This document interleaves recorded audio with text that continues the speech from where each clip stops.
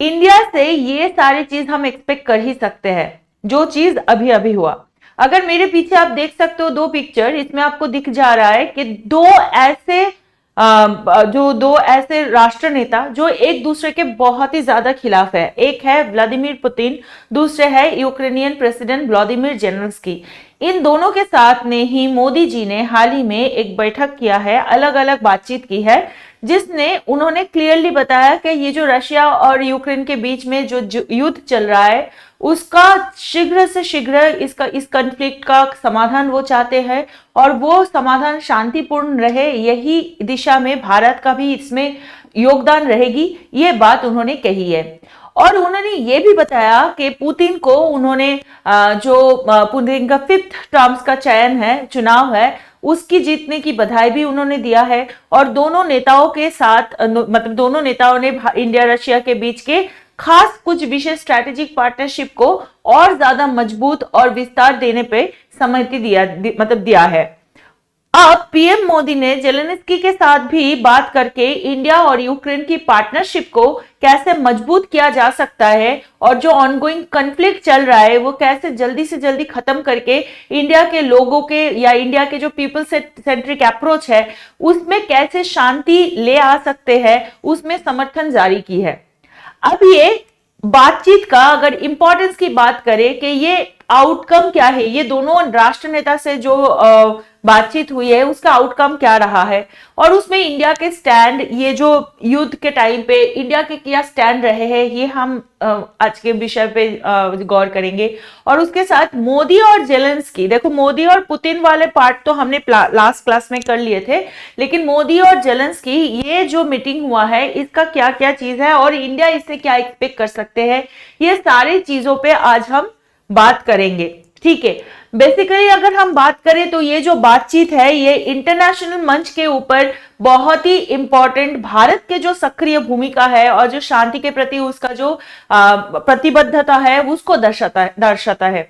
अब भारत के हमेशा से ही अंतरराष्ट्रीय विवादों से हल और उसकी अगर बताए कि उसको कूटनीति के माध्यम से कैसे प्रॉब्लम से निकाला जा सकता है, ये सारी चीज मोदी जी से हम बार बार एक्सपेक्ट किए हैं और उस पे मोदी जी खड़े उतरे हैं। और पीएम मोदी की ये जो बातचीत हुई है दो ऐसे कंट्री की राष्ट्र नेता के साथ, जिनके थ्रू में ये चीज एक नया दिशा दे सकता है, ये हम बोल ही सकते हैं। अच्छा, इससे ये भी पता चलता है कि भारत अपने पड़ोसी देशों के साथ कैसे संबंध बना रखा है और किस तरह से महत्व देता है, ग्लोबल इशू पर अपना क्या स्टैंड है उसको क्लियर करता है। पीएम मोदी के ये कदम स्पेशली जब पूरे दुनिया जब रशिया यूक्रेन कॉन्फ्लिक्ट का अंत चाहता है, और महत्वपूर्ण इसलिए है कि ये एक बहुत ज्यादा पॉजिटिव पहल रहा है फ्रॉम इंडिया। भारत की तरफ से ये संदेश भेजा गया है कि वो शांति और स्टेबिलिटी के लिए प्रतिबद्ध है और युद्ध के अंत करने के लिए संवाद और कूटनीति के सबसे प्रभावी जो मार्ग है वो मानता है। अब भारत ने वार पर, जैसे मैंने बताया कि कैसे भारत का पूरा स्टैंड रहा है in the whole world situation.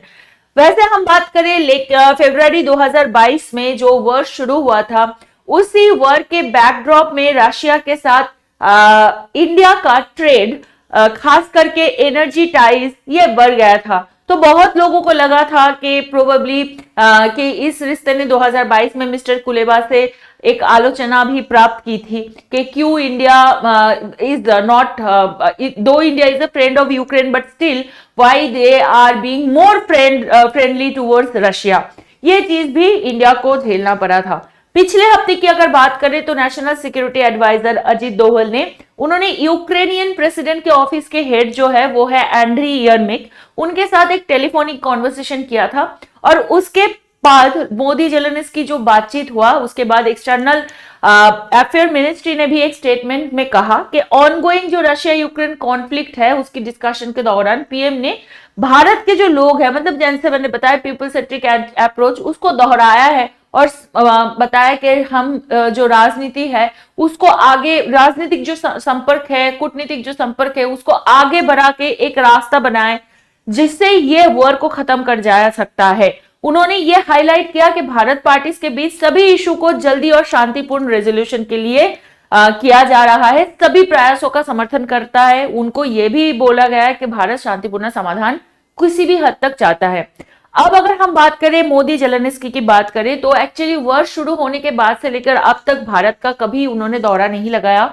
और मिस्टर पुतिन ने भी सितंबर 2023 में यहां आयोजित जो G20 समिट है उसमें भी उनका खुद का ट्रैवल को उन्होंने कैंसिल किया था। मोदी जी ने लास्ट G7 का जो समिट हुआ था हिरोशिमा में, मिस्टर जेलेंस्की से वहां पे ही उनका मुलाकात हुआ था। और फिर मिस्टर जयशंकर जी ने दिसंबर 2023 के लास्ट वीक में मॉस्को के दौरा किया था, जब उन्होंने मिस्टर पुतिन से मुलाकात की है। तो आफ्टर दिस वर्स्ट सिचुएशन ये जो मीटिंग हुआ था उसके अंदर से मिस्टर पुतिन ने मिस्टर मोदी को मॉस्को आने का निमंत्रण भी दिया था, लेकिन एनीवे अभी जाके वो चीज सामने खुलासा हुआ है। आगे जाके हम जरूर इस पे बात कर सकते हैं कि यूक्रेनियन सोर्स ने अब तक मिस्टर कुलेबा के जो प्लांट विजिट है उसकी डिटेल्स रिवील उन्होंने नहीं किया, लेकिन ये इशारा जरूर है कि ये विजिट यूक्रेन में स्टेलमेंट पर डायलॉग इंश्योर करने की गोल के साथ कम्युनिकेशन चैनल को भी एक्टिव करने के लिए एमिड होगा या एम्ड होगा, बता सकते हैं। आने वाले महीनों में इंडिया के साइट को इस केस में ज्यादा एक्टिव रोल प्ले करने की उम्मीद है, क्योंकि इस साल रशिया ब्रिक्स का चेयर है, ये हमें समझना पड़ेगा। और वो वेरियस रशियन सिटीज में होने वाला ब्रिक्स से रिलेटेड जो इवेंट है उनके दौरान इंडियन इंटरलोकेटर्स को मल्टीपल ऑकेशंस पर होस्ट करेगा, ये भी हम आशा कर सकते हैं। सिंपल वे में ये है, ये भारत की जो राष्ट्र नीति है, भारत की जो कूटनीति है, वो कैसे दशों दिशा में ये कैसे फैल रहा है, वही चीज यहाँ पे हम देख सकते हैं। और आगे भी हम सोच सकते हैं कि रशिया हो या यूक्रेन हो, उनके साथ इंडिया के ये मध्यस्थता शायद कुछ नया रंग लाएगा। जो प्रेजेंट मोमेंट है, जो वर्स्ट सिचुएशन है, उससे उभर के सारे चीज आएंगे, ये हम आशा रख सकते हैं। तो अब सभी से मिलेंगे हम नेक्स्ट सेशन में, तब तक के लिए प्लीज टेक केयर और हमारे एंड्यूवर प्रेप को ज्वाइन करना मत भूलिएगा। ये वीडियो को लाइक करना मत भूलिएगा, शेयर कर देना मैक्सिमम, बहुत ही इंपॉर्टेंट न्यूज था। आपके एग्जामिनेशन पर्सपेक्टिव से भी ये बहुत ही महत्वपूर्ण रहा। तो आपसे मिलेंगे नेक्स्ट सेशन में, तब तक के लिए जय हिंद।